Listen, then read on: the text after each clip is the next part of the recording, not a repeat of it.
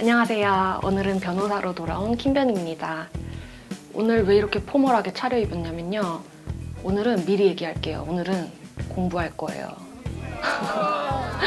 공부를 할 건데 공부는 많이 고통스럽지만 오늘은 되게 흥미롭게 접근을 해볼게요. 오늘은 조금 색다르게 공부를 해볼 테니까 기대해주세요.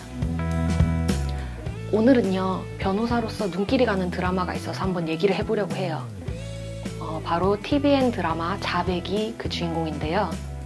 여러분도 예고편 많이 보셨을 거예요. 잠깐 예고편 보고 갈까요? 진실이든 거짓이든 거짓이든 조작이든 사실이든 한 번 판결난 사건은 다시 다룰 수 없다. 일사부재리의 원칙. 조작된 진실. 자백. 어머, 2PM 준호 씨가 주인공으로 나오네요. 저 고등학생 때 2PM 팬이었는데 이렇게 드라마에서 보게 된다니 정말 기대가 됩니다. Can you feel my heartbeat?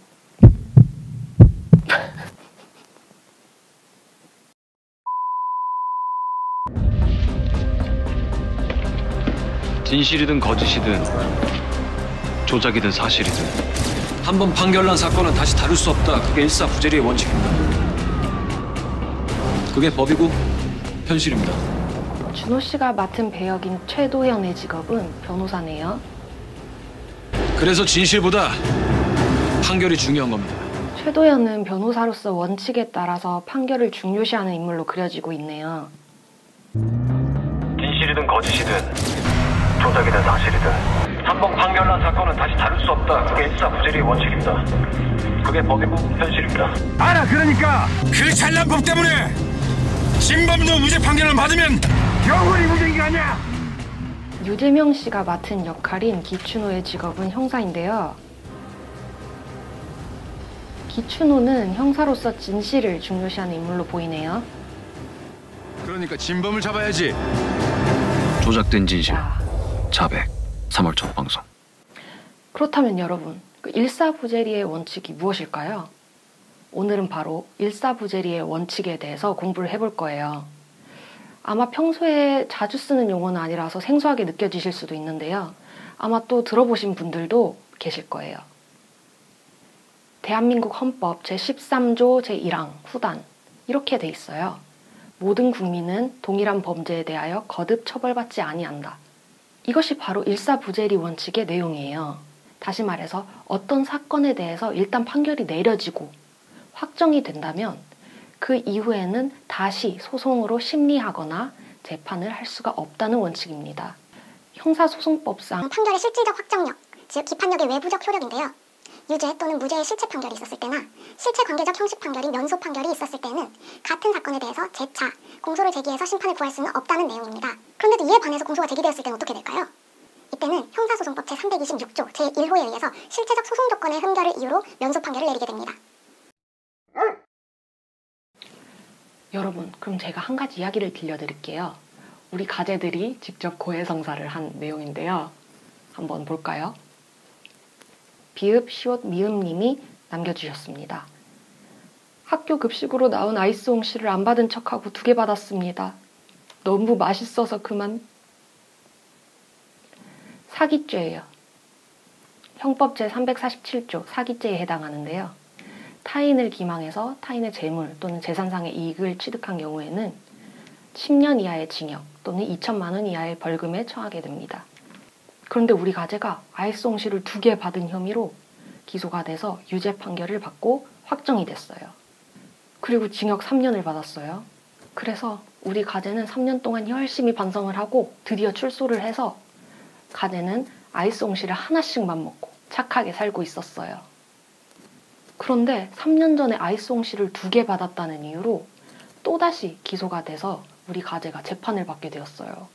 얼마나 억울해요. 이제 출소해서 착하게 아이스 홍시 1개밖에 안 먹고 그렇게 열심히 성실하게 살고 있었는데 어떡해요.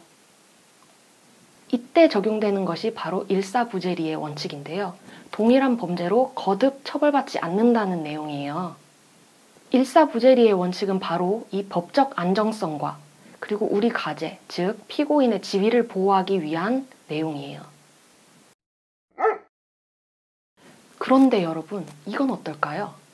우리 가제가 사기죄를 저질렀는데도 불구하고 아이스홍시를 2개 먹었다는 점에 대한 입증이 불충분하다는 이유로 무죄 판결을 확정받게 되었어요. 그래서 우리 가제는 교도소에 가지 않게 되었죠. 그런데 그 이후에 우리 가제가 아이스홍시를 2개 받아서 지만 다 먹고 나는 하나도 안 줬다는 친고 가제의 진술이 추가로 확보됐어요. 그럼 이럴 때는 어떻게 될까요? 우리 가제가 다시 교도소에 가야 되는 걸까요? 정답은 그렇지 않다는 거예요.